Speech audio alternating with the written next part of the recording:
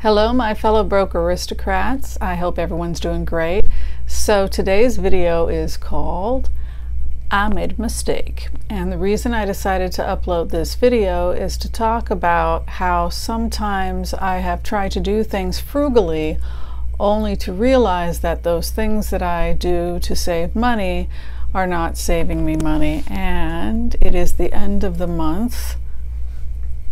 We know what that's going to be like, right? It is the account and a reckoning that we dread. The account and a reckoning that we dread. The end of the month comes, and then we must make an account and an assessment of how we have done. Now, not everybody can do it at the end of the month, but I do have some free time today. So I've just finished with my last patient, so I'll be able to assess how well I did financially.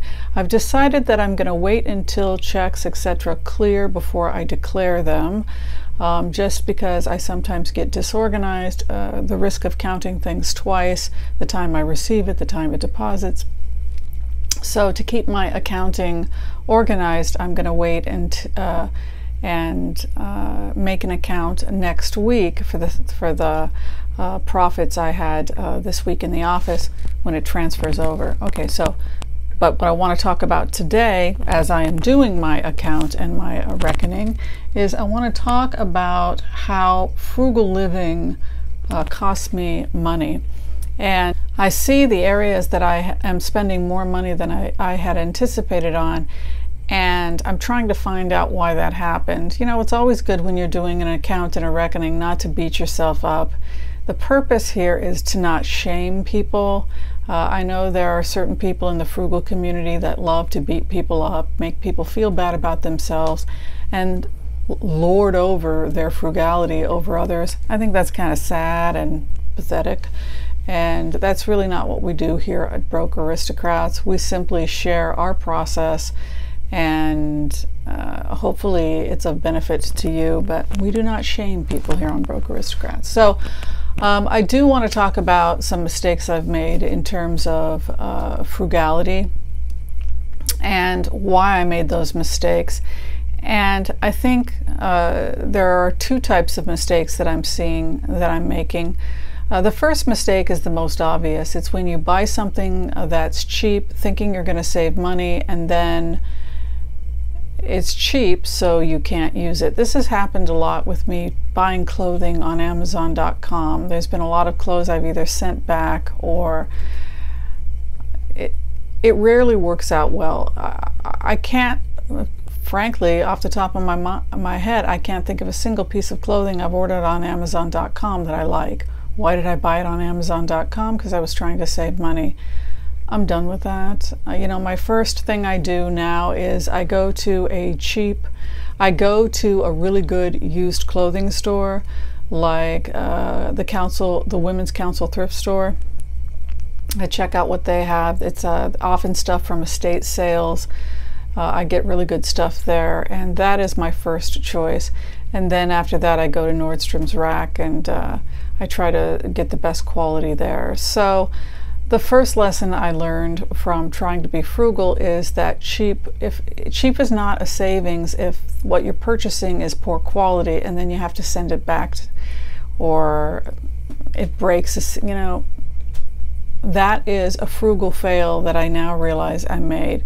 The second thing I want to talk about is a little bit more profound, a little bit deeper, and that has to do with the living conditions that I am currently under, but it will soon come to an end.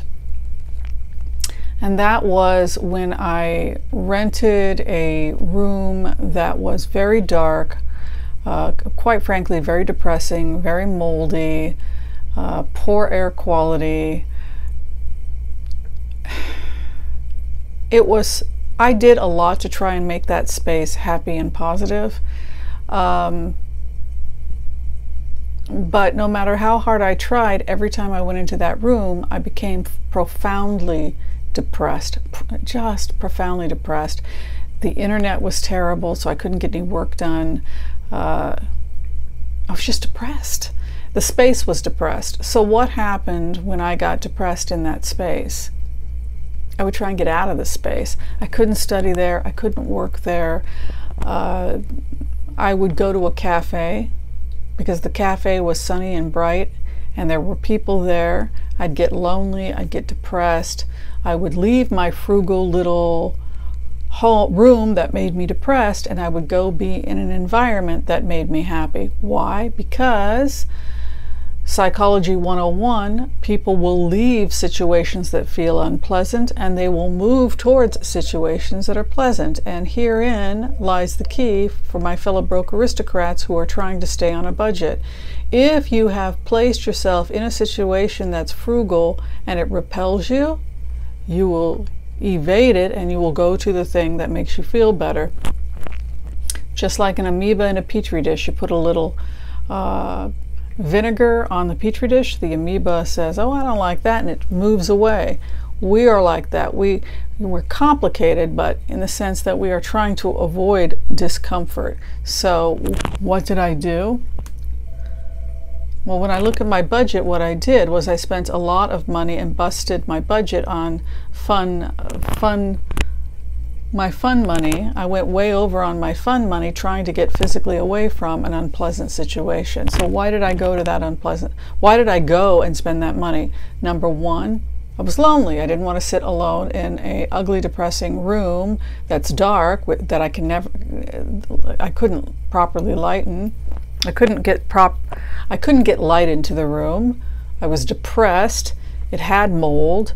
The plumbing was off. I was depressed. So on the surface, it looked like I was saving money, but I wasn't saving money because there was no kitchen. I couldn't cook, and I was depressed all the time. So I was trying to get out of there as much as possible. So I spent fun money, going to cafes, spending money, going to restaurants and eating because I wanted healthy food. I wasn't going to go eat crap food. Well, that's expensive. And so I ended up spending a total of, I don't usually do this, but I want to share because we're all fellow broke aristocrats. You're going to be horrified and we can all be horrified together. I haven't even finished counting yet, $558 last month on eating out and getting away from a depressing environment. Well, part of it was also I had no plumbing, and the point is that if I had fun money, say I had allotted myself $100, $150 of fun money and spent $350 extra on rent so that I'm in a happy place, that would have saved me $350 on fun money, theoretically. $400 because I'm going to do another account and a reckoning right now. So we're talking really probably fun money. We're talking about $650 this month to get away from the depressing negative environment of trying to be frugal. So did I save money? How about I let myself to have Whimsy, you're going to have $250 a month on fun money. That's still $300, $350 that I could put towards rent of a place that's not going to make me depressed. And if I'm depressed, is that good for my health? This is why having deep, serious conversations about budgeting are so important. Now, what else did I spend money on? Well, I was in a location that was far from my office. I would do Uber Pool. I haven't done all the account and reckoning yet, but $326.42 and rising. It's going to go up to $400 approximately. So $400 was spent Uber Pool. That's sharing the pool. I still spent $400 on Uber Pool. So we've now totaled, with me having $250 worth of, let's say, Whims, you're going to have $50 a week to go out to dinner with friends. That's plenty of fun money. So if I cut that to $250 plus cut $400, well, we'll say realistically I cut $300 on my Uber. We're talking about $500, at least $500 that I could be adding to my rent. So I spent, without exaggeration, living in a not so great neighborhood with no kitchen, depressing environment, all to save money. And what did I end up doing? I ended up spending more money than if I had lived close to my offices, had a kitchen, and not been depressed. So if we are depressed, we spend money. If we are in pain, we spend money. If we don't feel good about ourselves, we spend money. These are the reasons why we spend money. If we're trying to save money on quality, these are all the mistakes that I have made in order to save money. Now I'm moving to an apartment, which, by the way, is the nicest living conditions I've ever had, for $1,600 a month. And it's so light, it's so sunny, it's so beautiful, it's so positive, the space, that I don't think I'm ever going to want to go anywhere. So what do you think is going to happen to my budget? It's going to drop tremendously in the groceries. I'm at $269 and rising. So I also spent extra on groceries because I was making pre-made stuff that I could just microwave, which, by the way, is not healthy, or salads. All, again, too expensive. That's going to shoot up now that I'm doing a final account and a reckoning to over $300. So everything is adding up, all because I was trying to be frugal. So the takeaway from my mistake and why I am showing you my mistake is, if your actions and choices to save money are causing profound unhappiness. For me, I was very depressed, I was lonely, and I wanted to be around people, and I wanted to be in an environment that was not making me miserable. So think about whether or not that's what's going on with you, and see if you can't find a way to change your situation.